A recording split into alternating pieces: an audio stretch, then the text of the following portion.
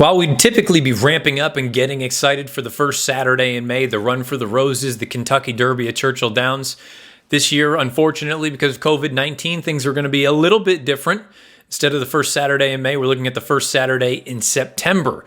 And at that point, it changes the dynamic of these three-year-olds and the way that we typically would be looking at them as far as contenders and pretenders are concerned.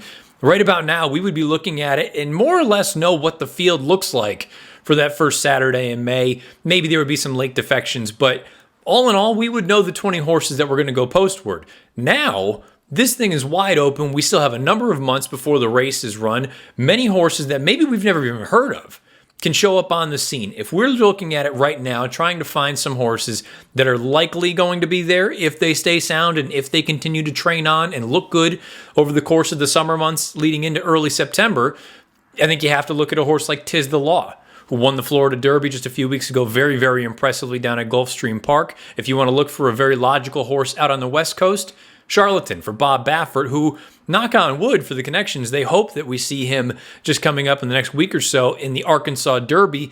Unless that field ends up being an overdrawn field with 20 horses where they'll split the Arkansas Derby into two different divisions, he may be on the outside looking in, unfortunately, simply because he doesn't have the earnings necessary to get in ahead of some of the other horses. So that'll be something to keep an eye on over the next week or so. If you're looking for some horses that might be a little bit better or more appetizing as far as prices are concerned, there's one in particular that I'm really, really fond of.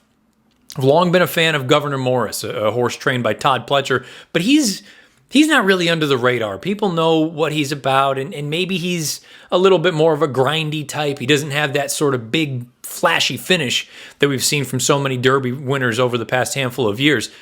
Pletcher has another horse named Farmington Road, who I think is a little bit interesting. I think he's a bit of an incomplete project. Still putting things together. He lacks a little bit of early foot, but pedigree-wise, it suggests he wants to run all day. When you look and see the way the horse moves on the racetrack, he gives off every impression that longer is better. He is scheduled to run in the Arkansas Derby the first Saturday in May this year. So we'll see if he can handle a bit of a hike in class. He can be facing some better horses here in this spot down at Oaklawn Park. But he's one, regardless of how he runs in the Arkansas Derby.